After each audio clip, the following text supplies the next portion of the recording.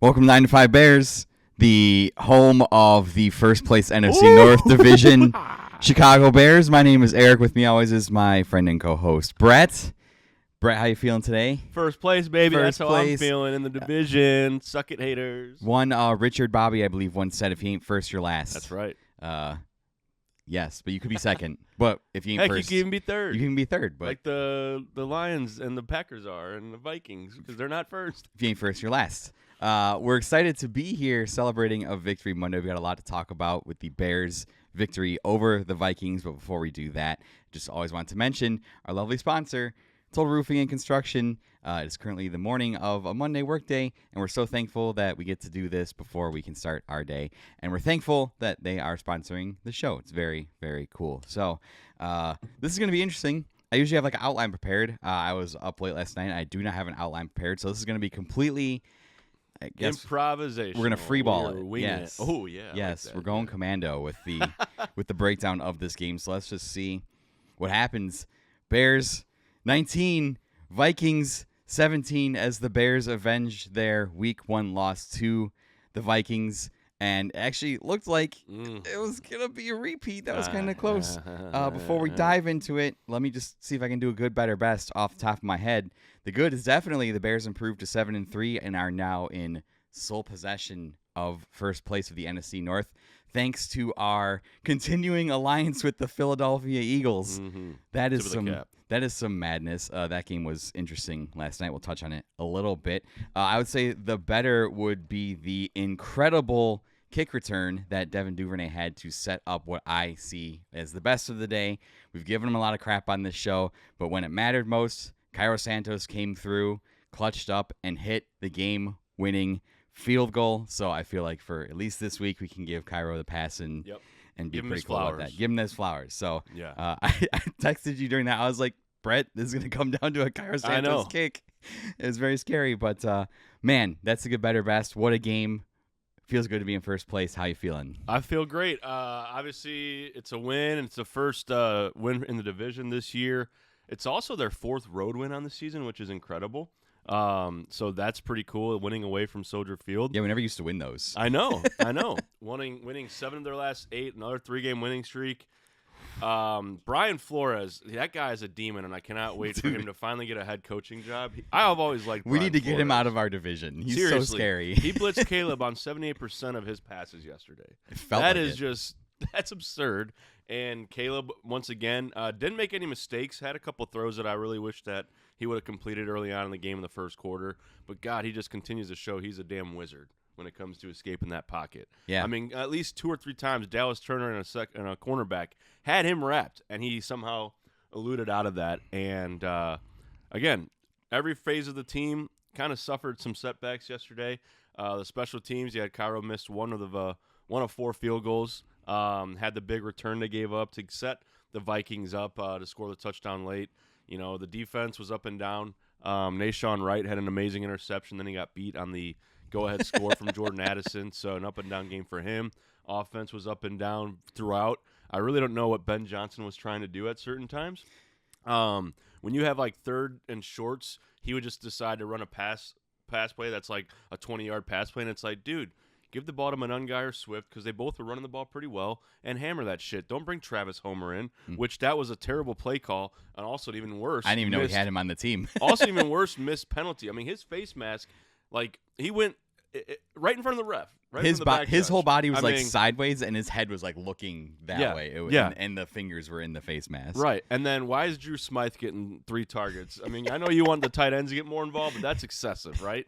Colston and Cole had a great game yesterday, and we're throwing the ball to Drew Smythe, and then Travis Bajan coming out on at least 2 of those to try and just keep the defense honest. And, you know, are we going to run a trick play or not? I just thought at times it was a little too cute, and maybe it was him trying to be deceiving towards Brian Flores and combat his blitzing, but all in all, I thought it was just a poor game on Ben's play calling aspect. But that being said, they're 7-3. Yeah. What are we complaining about? I mean, a win is a win is a win. Everyone's saying, oh, they haven't played anybody with a winning record.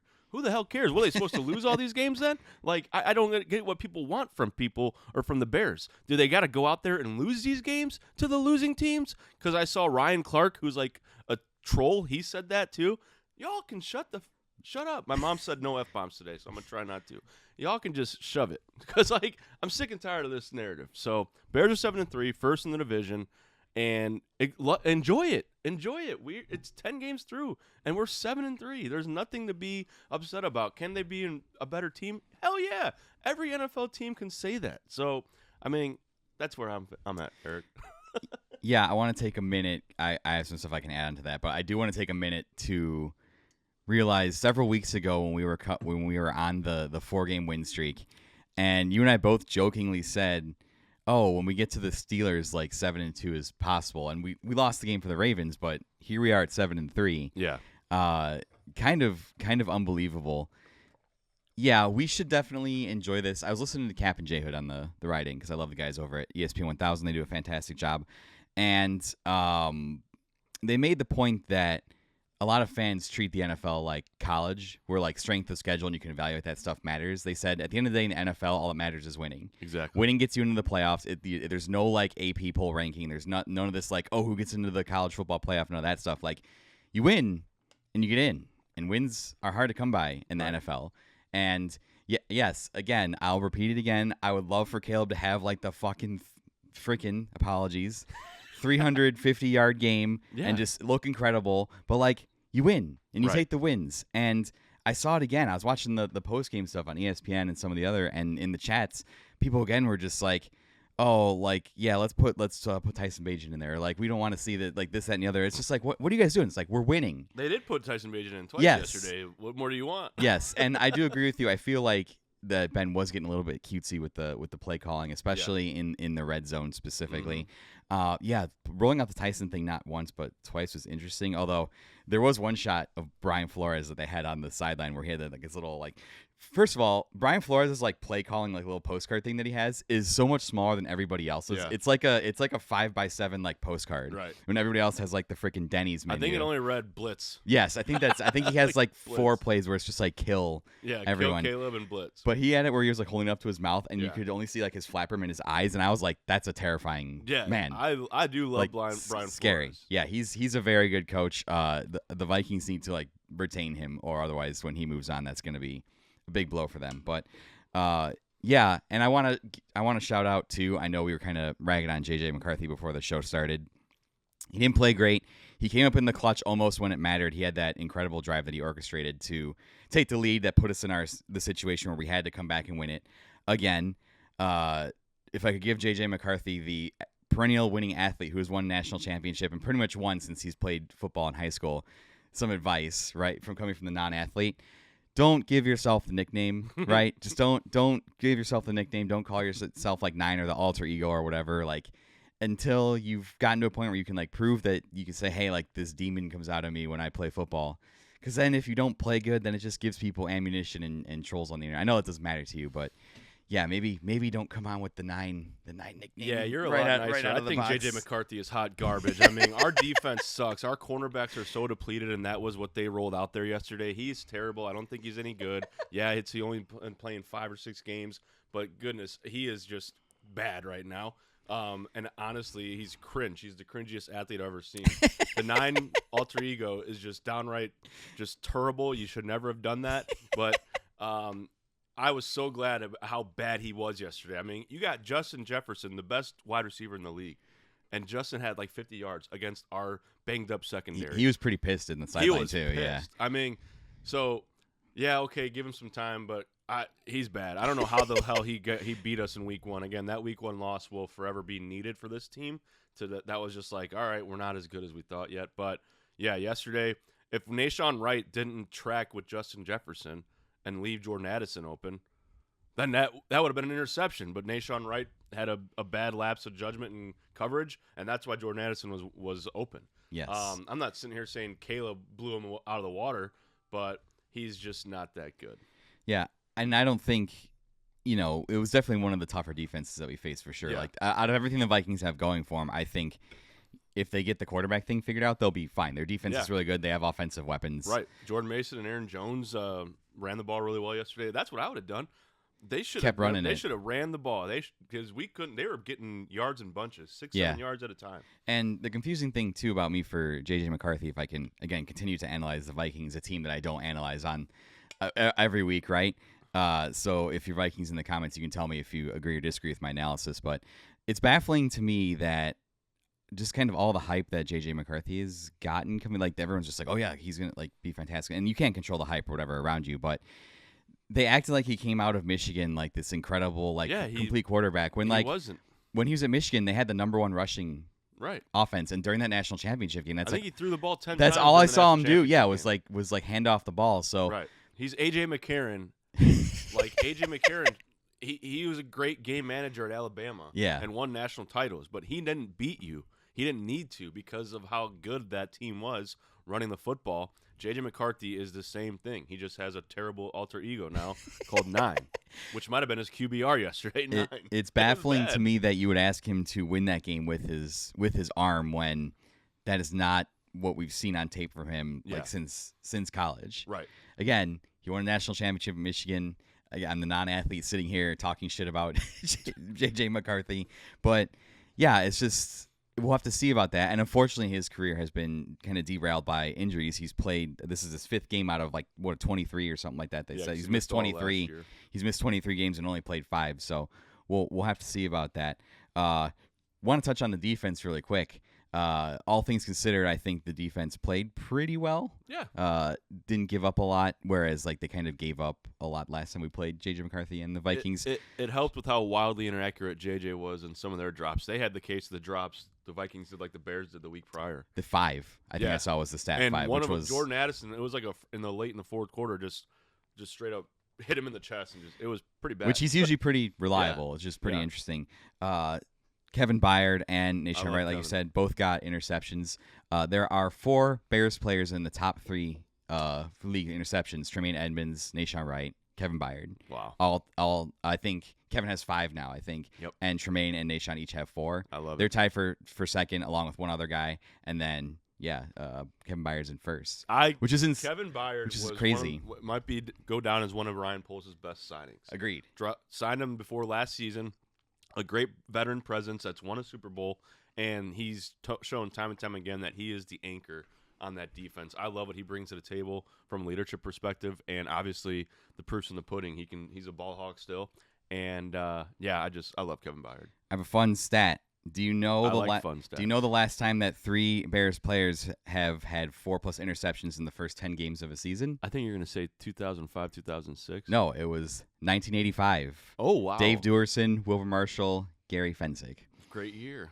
Great players. Yeah. So, again. Are you saying we're going to win the Super Bowl? No, I'm not saying that at all. Well, if history repeats itself. Say that what you will. It is kind of funny because the Patriots are looking pretty good. So it would be very funny if on the 40th anniversary of the Super Bowl we play the Patriots would be very interesting. We're just automatically talking. We're 7-3. We're like, yeah, we're going to Super Bowl. So yeah, shout out to the Bears defense continues to excel at taking the ball away. I think there's obvious improvements that need to be made along the defensive line in letting up run. Yeah, because the pass rush, the man, secondary it just continues to be non-existent. Yeah, I felt like we didn't have pressure. The pocket was super clean for JJ. The one time they did get pressure, Grady Jarrett, shout out Grady, he just didn't stop, and that was when he hit him as he was throwing, and that's when Kevin Byard caught the interception. And that was like the only time I remember them getting pressure. And they didn't even get to him. He hit the Vikings lineman got pushed into JJ. So the pass rush just continues to be super suspect.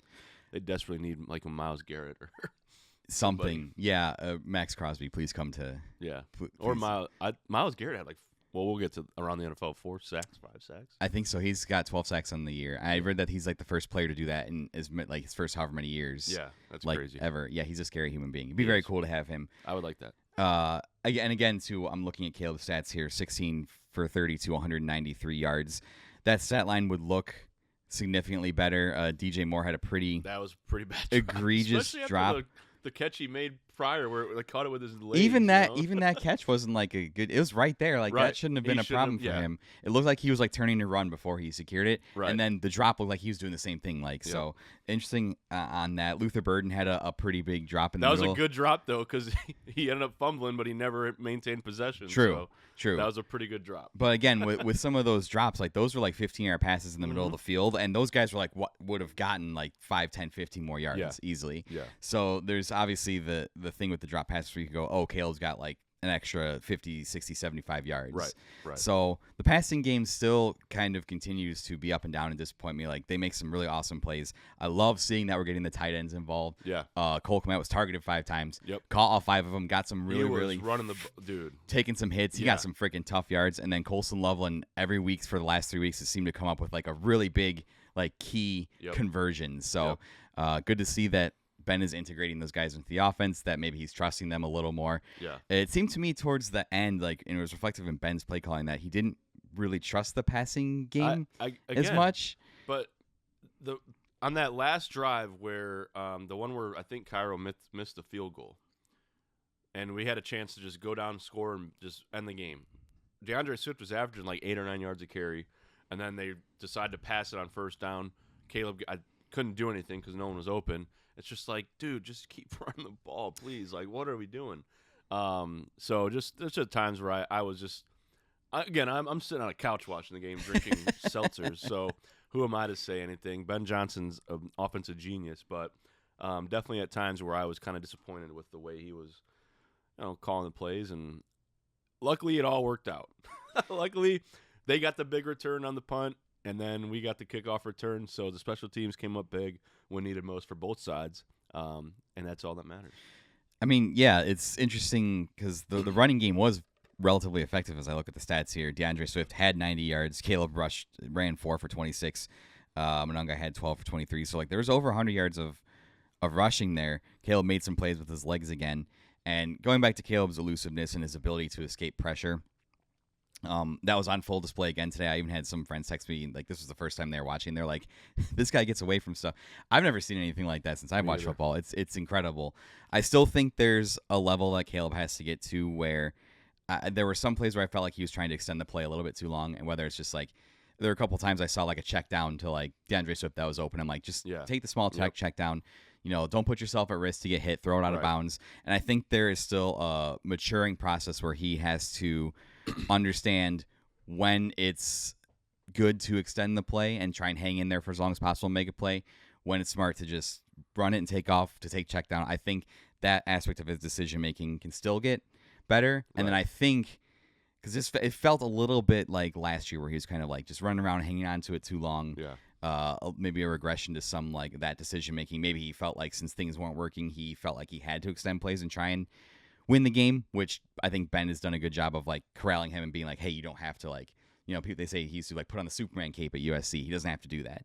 So I think Caleb, that's still a work in progress for Caleb. His ability to avoid pressure is one of his biggest strengths. And when he can harness that into learning when to just take what the defense gives him or just throw it away or just get a couple yards and go out of bounds with his legs. I think when he can make more consistent decisions on what to do in that scenario, that'll be a lot better. That's a big step in his maturation process, I think. One thing I want to see improve drastically, though, is the deep ball, because on that first series of the game, he had Rome wide open. Rome beat his guy. He overthrows him by 5 or 10 yards. Rome didn't even have a chance to try and go up and catch the ball. And then DJ Moore later in the quarter, he had him wide open, sailed him by 5 or 10 yards.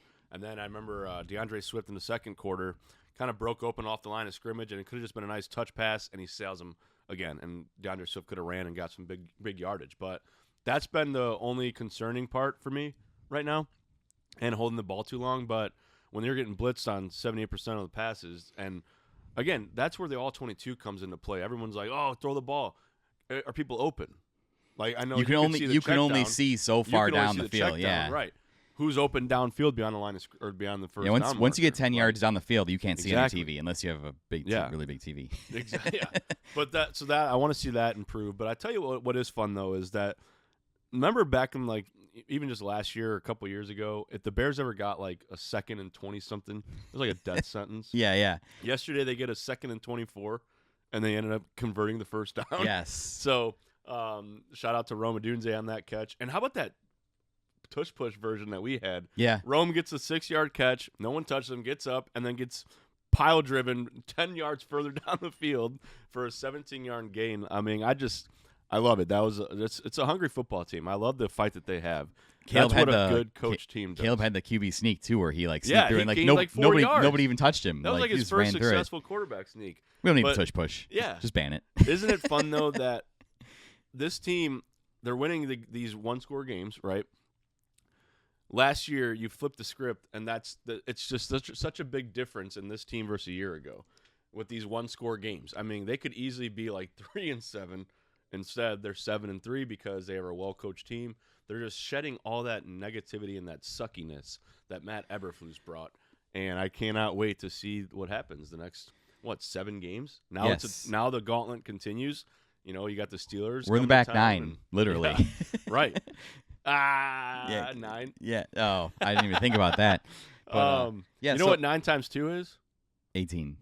Dang.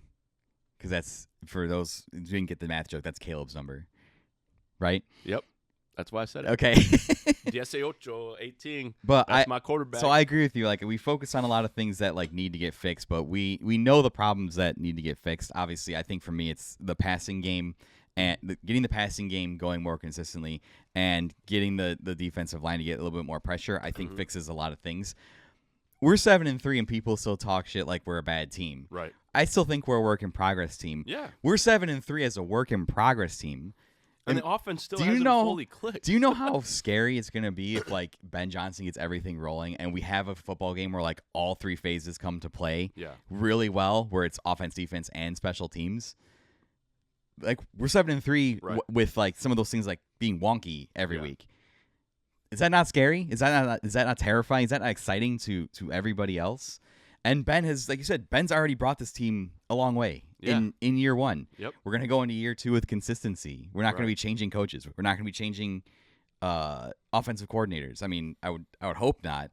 I'm pretty sure Ben is our guy. I'm pretty sure Caleb's our guy. We have the pieces in place now. It's now it's up to Ben and Ryan Poles to bring the pieces in and figure out how to maximize that. We're 7-3 as a work in progress team. Yeah. We might make the playoffs as a work in progress team.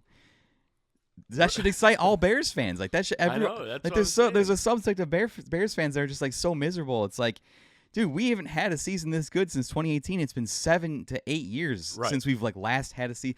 Every point in the season since 2018, we've been looking at Tankathon and being where's our draft pick? Who are we gonna take? 100%. What's going on? Or we're Ryan Poles fleeces the Panthers, and it's all right, we got the picks now. Let's see what pick we end up with. We're not doing that. We're thinking about potential playoffs. We're in first place in the NFC. We're not looking at Tankathon. We're not thinking about draft, and that's so cool. Yeah. I just would think that this show would suck if every week we were just oh, they lost again. Let's look at Tankathon and see what our draft pick's gonna be. That'd be all we have to talk about. But we're talking about winning, and we get to talk about playoff matchups and all this stuff. Enjoy it. Enjoy it. You don't get those in Chicago. No, hopefully now that Ben's here, we get them a lot more Consistently. But if you've been aloft, just enjoy it. Just try to be a little bit more positive and have fun. Yeah. Remember on the playoff, they always had the playoff picture, and it's usually in the hunt. Yes. And we were hoping the Bears would even be in that. We're in the division leaders column. But guess what? Not only are we in the hunt, we are the hunt because we're the division leaders right now. That's badass. I forgot. I was gonna say something, but I forgot. I have a brain fart. Anyways, yeah. The Bears are 7-3, folks. So yeah. So no, let's. But stay off Twitter because Twitter is a cesspool for just negativity. And like Eric said, there's still people clamoring for Tyson Bagent for whatever reason. I don't know who you are. Maybe you're Tyson's grandpa or something. No. Caleb Williams is the quarterback of this football team, and that's not going to change. So, yeah. It's very, like I said, it's very baffling. It should give you hope, like I said, that we're 7-3 and the team is still figuring things out. That's incredible. And again, I'm not going to sit here and listen to the thing where it's oh, they're lucky, oh, the schedule, this, that, and the other thing. None of that stuff matters. And everyone's just oh, well, if it wasn't for a few key plays, you do that with every single team, right? It's you can go back and evaluate any season and find the 5 or 10 plays where you just be the whole season hinged on these 5 or 10 plays. the competition level in the NFL is so high that at the end of the day, it's about who executes those handful of plays better, right? And sometimes even when those plays get bounced your way, like better. Like that's just how it is. The Vikings won like 12 one-score games last year. Right. That's just how it is. They executed in those moments and found ways to win. You find ways to win. We're not playing college football here. There's nobody ranking the teams. Like that doesn't matter. You win to get into the playoffs. Yep. Speaking of playoffs, I remember what I was going to say real quick. The Cardiac Bears, I love them, but I am so excited for an ass whooping on a Sunday. I can't do that, dude. I was shaking like the whole fourth quarter because, like you said earlier, it just felt like the week 1 game. Yeah. Like happening again, and I'm just like. And then Cairo, we both texted each other. I'm like, oh no, I'm Cairo. Still Shaking and the vibes were very eerily similar to week 1. And I was even texting one of my buddies as a Vikings fan. I was texting him during the game, and that was just like a depression off. We were just both like, we were just both determined that our teams were gonna blow it. And then at halftime, he was like, "Yeah, it's over." And I'm like, "Don't you remember what happened in week 1?" Right. And sure enough, like. Yeah. They came back and just happened to have a different outcome. So you never know. Yep. I want to look ahead because, now we get to – we're not doing Tankathon. We're doing playoff speculation because we have 7 games left, which is sad because I feel like the season just started. By. Yeah. Next week we have a pretty big matchup against the Steelers. Aaron Rodgers potentially injured. Yeah. He has like a fracture in his hand, I think they said. They're getting evaluated today. Mm-hmm. But we could be playing Mason Rudolph. And I already hear the narrative forming where it's going to be like, oh, well, the Bears aren't playing Aaron Rodgers. I want to play Aaron Rodgers. Yeah, I want to exercise that demon. I want to beat his butt. I'm trying to be better about my language. I want to beat his butt and exercise that demon because this is, like I mentioned that a couple episodes ago, this is a season of exercising the demons. Yes. Right? So exorcising, not running. We don't want to exercise demons and get them stronger. We gotta obliterate them and get them weaker. One guy made a comment correcting me in that one of the shorts because I wrote exercising the demons like they were working out, and he's like, it's exorcising. I'm like, you're right. I messed up, so that was on me. I want to play Rodgers. Yes, I want to play Aaron Rodgers. I'll be at the game on Sunday. My brother and his will family. Be. Yeah. We're gonna be up in the nosebleeds, but it's okay. I'm gonna have a sign that says, "Who owns who now?" Aaron, you big dumb bitch. That's a great sign. Yeah. You big dumb dummy. Yeah. No swearing. I honestly, I know, but it's Aaron Rodgers, and yes. I don't hate a lot of people. I hate Aaron Rodgers. I hate him to death. I swear to God, I cannot stand that man. Even if he was, I cannot stand that man. I think even if he wasn't on the Packers, I would. If he wasn't on the Packers and I wasn't a stupid diehard Bears fan, I wouldn't mind Aaron Rodgers. But I hate him. I think he's just got like a smug arrogance to him that I just don't. Yeah, vibe. I just don't vibe. And that's why I want him to play, and I want Montez Sweat to break him in half. Whoa! We do not metaphorically, mentally break him in half. Yeah, mentally break him. I want him to be sacked about 8 times on Sunday, and I hope the Bears win 42-4. And that'll be a big test because the Steelers haven't been awful this season. Their defense is still really good. T.J. Watt is terrifying, and it's probably going to be one of the best pass rushers we face this season, alongside Aiden Hutchinson and Myles Garrett when we play the Browns. Mm-hmm. So we'll have to contend with that. So I think this is another big one because unfortunately after that, then we're looking ahead. We have the end of the Bears-Eagles alliance when we have to play them on Black Friday, which Eagles fans, we really appreciate you guys. It's been super fun, super cool to have like this little Bears-Eagles thing going on throughout the season. Thank you for helping us out in division. Yeah, I know. For those that don't know, like the alliance is, so we played the NFC East. We went 3-0 so far in the NFC East. They played the NFC North and went 3-0. So we both have beat each other's divisional teams, undefeated against both, and now we play them on Black Friday. And I know that the NFC East, I know the Eagles' rivals in that division haven't been as good this year. Like the Cowboys aren't great. Commanders have taken a step back, and who else is in that division? The Giants are obviously not great. But, I mean, I see a path, especially after the result last night where the Lions lost to the Eagles. There's a path to the playoffs here. There's a path to the division title here. The Lions did not look great in that loss. Dan Campbell made some baffling decisions. They were 0-5 on 4th down, which the only other time that's happened so many times is the Lions in 2022 when they went 0-4 on 4th down in one game. So got to give credit. You know who Dan Campbell is. Got to give him credit. Packers didn't look great against the Giants yesterday. They almost lost to Jameis Winston. God, I love him. Listen, there needs to be like whatever team is just like not in the playoff contention that year. Like just send Jameis to that team and let him quarterback that team. They need to clone Jameis Winston and just pump him out. He needs to be a part of the NFL every year. The horse is ready for battle. Yep, he's the best. He's so great. Yeah, we need to give him an opportunity. He's just like, oh, he throws a lot of interceptions. Like he throws the damn football too. So it's like I love him. So looking ahead, we have Steelers, then Eagles on Black Friday, and then the Sunday after that we have the Packers. That's gonna be a big one. Mm-hmm. So at Soldier Field. Yeah, if we beat the Steelers and lose to the Eagles, which is kind of what I'm thinking because I think the Eagles are still very good. Those two games against the Packers, we play them on the 7th and then 13 days later on the 20th. Like those are going to be huge if the Packers keep winning. So there's somebody on Twitter that in September he did the Bears schedule. He tweeted out this Bears schedule with wins and losses. He has hit every single one so far. Really? Yeah. So he has us beating the Steelers, losing to the Eagles, losing to the Packers, and then ending the season on a 4-game winning streak, which has put us at 12-5. To have 3 4-game win streaks in the season would be insane. Honest to God, he might be right. Also, here's one cool thing. Yesterday was our last indoor game of the season. We don't play another indoor game. all the rest of the year. It's all outdoor games. So, it's a fun fact. Because we're home next week.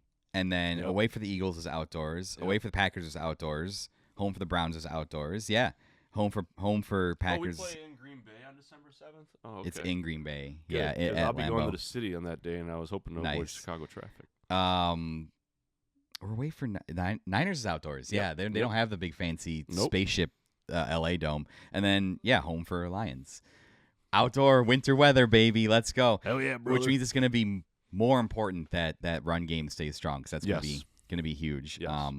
Especially up in the once we hit mid-December in Lambeau, that's cold. Yeah, that's definitely cold. Well, and the Steelers, to your point too. I know Jalen Warren left the game yesterday. We'll see what happens with Aaron Rodgers. So they're a little banged up. Yeah. But again, if whoever we play, you got to play. It's not like if Aaron Rodgers isn't playing, the Bears can just forfeit the game. So if they beat the Steelers on Sunday and Aaron Rodgers didn't play, I don't care about the narrative of, well, they didn't play the Steelers, blah, blah, blah. It's like, dude, we'll be 8-3. We'll be 8-3. That'll be the narrative. That's the only narrative that matters. I swear to God, I hope we win on Sunday. And I hope Aaron Rodgers plays. Maybe I'm delusional. I see a path to beat the Eagles too, because the Eagles they're not putting Eagles up points. Past. They're winning these weird close games where it's just they're just winning by one score, and it's basically they just need to get the game into the 13-point range, right? And then just play good defense, and then they'll win, which is baffling to me. And then the Packers again haven't been great. Not for they're what really up and down. Yeah, they are, and. But Ben Johnson said we're going to be playing our best football in December. That's 2 weeks from now. I know. So you have 2 weeks to kind of get. And if we're playing our best football in December going into the playoffs, man. But there's a path there. There's a path. At first, I thought the wild card was the loftiest goal we could achieve. The path for the division is there. The path for the division is there. Well, and it's important to win those divisional games like yesterday. Yeah. I mean, again. The way you win, who cares? Because at the end of the day, it's a win, and it's in the division on the road in a tough environment. I hate the Vikings, their skull chants and the my dad used to always do that Viking horn. I can't stand that ambiance, but that's what they had to their advantage, and we still came out with a victory. Yeah. And again, it's in the division, so you got to win those division games. Yeah, that horn is called the Galler horn. Is it? The official name of it? Yes. I also have a. Well, I don't like the Galler horn. It's spelled with a G and then a J. I looked it up. It's like a Norse. Shit. Yeah, it's like a Norse word. I think I also texted you too. Tom Brady was announcing that game. Tom Brady was great yesterday. I think he's a great color commentator. I think he's coming along. There was a great line that he said when I think it was DJ Moore dropped the ball. Did I? Oh, I did tweet it. I'm trying to find the exact quote because I don't want to mess it up. Yeah, I was gonna bring it up. I tweeted it to all one follower, which is only it was me, only Brett. I think so. When DJ Moore dropped that ball, Tom Brady said in a sentence that it squirts through the zero hole. And I just never heard that before. Interesting bit of color commentary from Tom Brady there. So I will probably use that in future.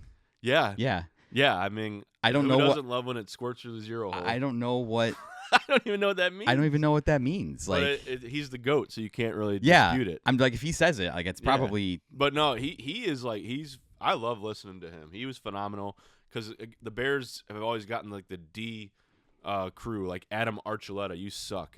Troy Aikman, you suck. Who else did they have that sucked? Everybody that's a lot of people suck when they do these games, and I can't stand them. But Tom Brady was phenomenal.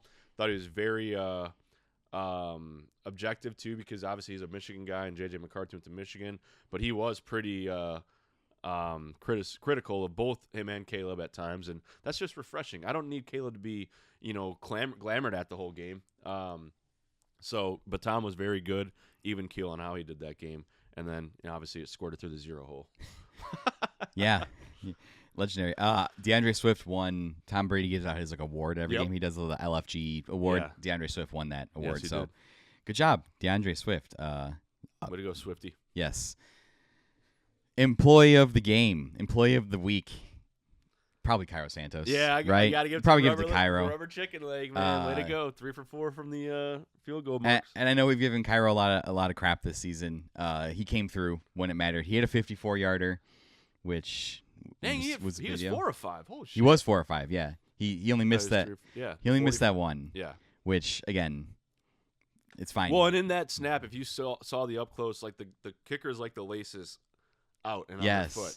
Oh The no. snap was a little off. The laces didn't get to come fully around. Oh no. And he It still was made it. Ace Ventura, Ray Finkel. Which also shout no. out Caleb Williams. Everyone wants to call him a cancer and whatnot. In the post-game interview he did with Tom Rinaldi on Fox, he called Cairo Santos over. It was only supposed to be Caleb. He wanted Cairo in there with him. Yeah. So Caleb's awesome. He's such a good dude, and I can't stand anybody that says differently. He was also the charity player of the week for week 11. He brought 40 people from his hometown to see the game against the Giants last week. Yeah, he does a lot of stuff with Caleb. It's called Caleb Cares. His foundation. Yeah. It's about kids and getting them active in sports, and so good dude. Yeah, I love him to death. People want to talk. People People want to talk about all the stuff where it's oh, that book came out and he didn't want to come to Chicago and he's just cares about himself and the paint nail, all this stuff. It's just he's doing genuinely good work in the community, and we're past all that stuff, right? Whether or not he wanted to come here, honestly, I don't blame him and his dad. No, quarterbacks that have come here have been terrible. Everybody's come here, his career has just died. So I understand. It's not the best outlook for you, but it ended up working out. And I said it at the beginning. The biggest selling point is if Caleb can win here, he will be immortal in this city. He will go into the pantheon alongside Michael Jordan and Ditka. If he wins a Super Bowl, they would probably throw the bean in the lake. Oh, dude, we lost all camera. They would throw the bean in the lake and build a statue where the bean used to be. Interesting. Did you know the official name of the bean? What is it? It's called the Cloud Gate. Hmm. The artist actually hates that we call it the bean, and I'm like, well, maybe you probably shouldn't have made it in the shape of a bean. A bean. Yeah. There's also a viral meme that says there's a man trapped in the bean. Oh, I feel bad for that dude. Yeah, there's a meme protest where people went there and they're like, we're here to protest the man trapped in the bean. And I was like, okay, cool. Yeah. So you're probably just hearing our voices right now because we lost our camera feed, Yeah. which is interesting. So we're gonna keep. This is probably a good time for our sponsored segment. Yeah, dude. Tell me about this Total Roofing and Construction. Yeah. I've heard of them but never reached out. They to were them. they were voted best of the region the last 3 years in a row. Number Really? 1 in roofing, siding, and my. windows and doors. Oh Number my. 1 voted. Wow. Number 1 by our contemporaries, by our fans. And is I it guess it'd be customers. It would be fans of Total Roofing. Yeah, It'd be yeah. customers. Is it true that they're still family owned and operated? They are still family owned and operated. In fact, they just celebrated 40 years of being Whoa. family owned and operated That's from a when long time. our owner Greg formed this company in 1985-86. Great Same year that the Bears won. Whoa. Coincidentally enough, Yeah. if that's not a reason enough for you to think that Total Roofing isn't great, family owned and operated. It's been really cool to be employees here and work for a company that cares so much about Yeah. people that not only come to us but the employees as well. And is it true that they only use in-house crews and don't really sub anything out like other companies? It is true, yes. All the crews that we use are employees of Total employed Roofing? and trained by us. It's not, oh, we get the work and then we take it to whoever the lowest bidder is to keep our margins high. It's like, no, we pay our guys because they are experienced, and because of that, you get the highest quality work, so that our work stands apart from everybody else's. You won't have to call us back out in 6 months for a leak. In fact, we go to a lot of customers that say, I did this job with so-and-so, or it's some guy off the street, it's leaking, and we're able to make it right for them because our crews have worked for us, a lot of the guys, for several years. A lot of the guys have been here longer than you and I have been here. They've done it all. They've seen it all. They've seen some of the craziest stuff that we could ever come up with. Every time that something happens here, I'm like, oh, my God, like, Justin, this happened. He's like, yeah. He's like, I've seen that before. I'm just like, okay. So they've been through the ringer. They know how to handle all the really hard problems, and I think the quality of the work shows because of that. Wouldn't you say? I would agree with that 100%. Obviously, it's construction, so sometimes it's not always going to be perfect, but we're here to make it right. We have a lot of support systems to do so, and if you ever have any issues, just give us a shout, and we'll do our best to, if we did the work, make it right for you, or if we didn't do it, we're going to fix the problem long term so it doesn't have to happen again. Because the guys work specifically for us, we also, in the off season when it gets slower, we invest in a lot of training for the guys. The schedule's already posted on the board in the lunchroom for our Craftsman Days that we have in January, February, and March, where we line up a bunch of trainings on a bunch of products. We have a bunch of guys come in to kind of give our guys refresher training to make sure that our guys are constantly on the cutting edge of what is happening in the industry. So, yeah, that's not something that you can guarantee that people who are subbing work out are doing, but we film it, we document it, we say, look, our guys are in training today. And I think that give you peace of mind knowing that we're continuing to invest in our skills to get better. Kind of like the Chicago Bears. we constantly view it as a work in progress. Work in progress. We're constantly trying to get better so that we can go out there and win the close games. And the close games are, in this instance, the leaks in your roof or whatever your problem may be. Hell yeah, brother. 9 to 5 Bears. Email that to Brett at totalroofingconstruction.com. You can get $500 off your roof or $300 off the jellyfish lights. Finally got a person that reached out. Really? Yeah. Nice. My buddy Dan, but he lives in Colorado. Oh, Dan, we'll come out. If you can put us up for a couple days, we'll come out and we'll do the lights. Yeah. Give him some jelly? Yeah. Whoa, Dan, let's talk.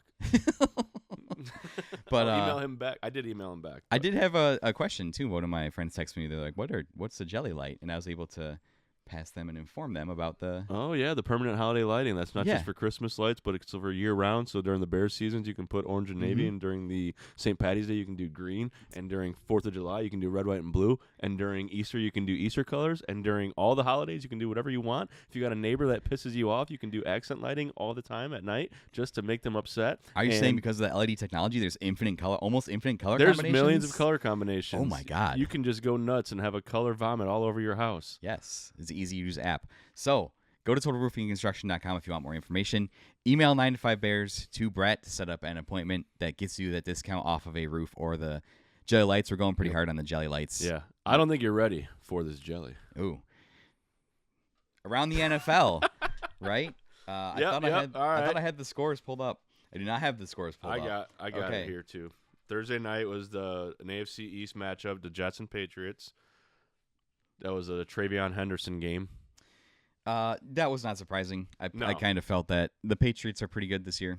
The Jets are not good. Justin Fields is This game had the not really a good quarterback. Yeah, this game had the weird, funky, upset potential where you're just like, oh. Well, yeah, because the Jets came down and scored in their opening drive and didn't do anything else. I was like, oh, if the Pats would have lost this, it would have made sense because it's one of those funky division games. But Pats look good. Yeah, they have that. This is the first time I've watched the Pats in a long time, and I haven't seen their stadium since they put that lighthouse there. Yeah, which I think is interesting. Is just kind of looming over, right? Ominously. Commanders 13, Dolphins 16. This game went into overtime. I didn't even know that this game was happening. It's in Madrid. It was in Madrid. I didn't know. I saw on Twitter that they won in overtime. I was like, oh. My question is, all of these international games that we send are always weird and funky, and sometimes they're not very exciting. And this one just kind of wasn't very exciting because I was watching it. Why do we need to start sending the international fans some marquee games? Yeah. Otherwise, they're not going to be fans anymore. Right. So and maybe when you make the schedule, you'd have no way of knowing who's going to be good or bad. before this season, like in the summer, we were assuming that the Dolphins and the Commanders are both going to be good because they've been good the last few years, and the Commanders are coming off their good season. That's just how it is. But yeah, Madrid fans, hope you enjoyed the first ever NFL game. Lo siento sobre este jugar, that game. Yeah. I think it's Spanish for a game. Packers 27, Giants 20. We were keeping a close eye on this one. Yep. And I was checking the box score every so often, and the Giants had the lead at one point, which would have been the funniest thing if the Jameis Winston Giants would have beat the Packers and would have put us like basically 2 games ahead of everybody else in the division. Unfortunately, Green Bay found a way to win that game. Again, I was not impressed with what I saw from Jordan Love. And let me say this, baseline again. I'm not impressed from what I saw with Jordan Love. And that's going off of the baseline of how everyone was talking about him before the season started, like top 5 MVP quarterback, and he's just not. He's not been that. No, he's not. And I mean, again, a week ago the Bears played the Giants, and everyone was bitching and complaining about how it's the Giants, and yada yada yada. And then you look at their stat line, and I mean, they had 128 rushing yards, 168 passing yards, total of just shy of 300 yards from the Packers. So, really not a lot to be desired. So, congrats on the win, I guess. We'll see you in 3 weeks. Exactly. See how it shakes out. Texans 16, Titans 13. I don't know anything about this game. The Titans are on track to get the number 1 overall pick again, man. That's for damn sure, but I don't know anything else. Interesting. I think Davis Mills was in that game. I think C.J. Stroud is hurt, right? Is that correct? Davis Mills, the Chicago legend. Dude, keeping the Texans alive. Oh, my God. That's crazy. Yeah. Panthers 30, Falcons 27. This game was intense. That was wild because overtime. After the Bears ended, they carried this game and it went into overtime, and that was a bizarre game. I keep the waiting. Panthers. Yeah, are they legit? Panthers might be. Rico Dowdle is incredible. Yeah. What an emergence he's had. The Falcons are weird because I feel like the Falcons are a good team. They have talent. Right. I keep waiting for them to like emerge because a lot of people picked them to be good this year, and they're in a lot of close games. And Bijan Robinson is very good, and Drake London's very good. I'm not sure about Michael Penix. Well, and Kirk Cousins was in the game at some point. I don't know. Oh, if okay. Well, got injured or what? Interesting. So, yeah, I keep waiting for the Falcons to make that turn that corner. Yeah. They haven't been the same since the Super Bowl where Tom Brady destroyed them. So, we talked about the Bears, Jaguars 35, Chargers 6. What an ass whooping! Sheesh, dude. I don't even know. Yeah, that's. I mean, the Jaguars are much improved. I think they found their coach like we have. Yeah. That can maximize their. I didn't know that Travis Hunter got hurt. That was news to me. That must have just got lost in the shuffle. His season's over. Is it? Yeah, he got a season-ending knee surgery. Damn, that sucks. Which is disappointing, but yeah, I think the Jaguars are kind of in the same spot that we are. They're the kind of the work in progress, figuring it out team. Yeah. But again, it's the NFL. Like the Chargers are a decent team, and then they only put up 6 points. So very strange. It happens. Bills 44, Bucks 32. Dude, your boy Josh Allen. It was just the complete game. It was 3 rushing touchdowns, 3 passing touchdowns, 2 interceptions. And that one interception for that was a terrible one. Yeah. He completed passes to like 9 different people. Like it was a complete like Josh Allen takeover game. Yeah. Which is awesome to see. First quarterback to ever have 3 passing and 3 rushing in the same game. He's incredible. I'm still worried about the Bills because it seems like they need Josh Allen to do superhuman things to win games. Yeah. Like, it's awesome that Josh Allen did that. Josh Allen should not have to throw 3 touchdowns and rush 3 touchdowns. But it's cool when he does, especially if you have him in fantasy. He just shouldn't have to. So the Bills won that one. Bucks are 6-4, but I think the Bucks are better than 6-4. Yeah. They're really good. And Baker and Josh put on a show. That was probably one of the best games of the year for sure. Yeah. Steelers 34, Bengals 12. Bengals try to just pack it up for the season. Aaron Rodgers is hurt. We already kind of touched on that game a little bit. Mason Rudolph is the potential opponent for us next week. Yep. Which, we have not fared well against backup quarterbacks this year. Looking at you, Snoop Huntley. But, Snoop-a-loop. Snoop-a-loop. You have anything on that one? Nope. Okay. We're going to see them this week, so. I didn't see anything of that game. Me either. Niners 41, Cardinals 22. I didn't see anything of this game either. I just saw Christian McCaffrey went nuts. Had a couple touchdowns, maybe 3. I think Brock Purdy was back too, right? Yep, Brock Purdy came back. He was 19 of 26 for 200 yards, 3 passing touchdowns. So not a bad little return for him. Niners are going to be one of the biggest challenges we got left on the schedule for sure. Yes. Seahawks 19, Rams 21. The Rams are legit. This was probably the marquee game between the two best teams in the NFC. Yep. I'm willing to say that because they are. I think the Eagles are probably the third best team. Yeah, the Rams are legit. Matt Stafford is having an MVP season at 37. What did they do to him? I don't know. We talked about last last week, the chamber. What did now everybody's going to do that. Like they either they clone him. We're talking about cloning. Like Tom Brady cloned his dog. Did they clone Matt Stafford? I don't know. That game felt like it was like an NFC Championship level matchup. But again, quarterbacks are susceptible to bad weeks. Everyone wants to say that Caleb Williams is going to throw for 300 yards and 4 touchdowns every week. Sam Darnold threw 4 interceptions. Yeah. So technical difficulties brought to you by Total Roofing and Construction. If you're listening to the audio version, you won't have to deal with this. It'd be great. It's okay. Chiefs 19, Broncos 22. So the Broncos are on an 8-game winning streak. Are they really? I think so. Oh my God. Yeah, they're like 9-2 now, right? Yeah, 8-2 or 9-2, whatever it is. Have they had their bye yet? I don't know if they've had their bye yet. Win. Yep. So of the 3 of the 6 quarterbacks taken in last year's draft, Drake May and Bo Nix have won 8 of their last 8 games. Caleb has won 7 of his last 8 games. Holy. So the class is strong. Generational draft class. Yeah. Kansas City's 5-5. Yeah, it's crazy. That's dangerous for them. And they're third in the division. 3 games back. I think Denver's got locked up first now, right? Yep. The last time the Kansas City Chiefs didn't win the division, I think, was 2015, they said. Wow. So it's been 10 years. Pre-Mahomes. Yeah. Which is kind of insane. That was the Alex Smith Chiefs, wasn't it? Yeah. And they were pretty good then. Right. So, man, the Broncos, I continue to not be impressed by the Broncos. Right, but they're still winning. And I can't really talk shit about that because it's the same thing with the Bears where it's like, they're finding ways to win. Right. Ravens 23, Browns 16. Ravens are back. They're winning, as we kind of predicted that they would. We did not write them off. Yeah, the Browns defense, though, I mean, that's a tough defense. When we got to play that, in December, it's going to be a tough matchup. Yeah, for sure. Because Lamar had less than 200 yards passing and 10 yards rushing, so not the best Lamar game, especially if you're a fantasy owner of his. Browns defense is good. That'll be a real test of our offensive line, for sure. Yep. And then we touched on it a little bit. Lions 9, Eagles 16. Dan Campbell goes for it 5 times on 4th down. Doesn't convert. Yeah. Continuing saga of the tush push, there was a play where one of the Eagles players was slapping a Lions player's hand because the ball was by in the neutral zone, or his hand was in the neutral zone where the tush push was going to happen, and they called the false start on the Eagles, which is just very funny. There's so much weird stuff that happens around that play. Yeah, I know. I don't get it. So Lions 9, Eagles 16. Again, thank you, Eagles fans. This has been fun, but we'll see you in 2 weeks. Our camera's back. Yay, that's good. I don't know what's going on. Really weird. You know what else is back? Da Bears. And then Monday night tonight we got. Why do we got to see the Cowboys and Cowboys Raiders in national TV again? And why?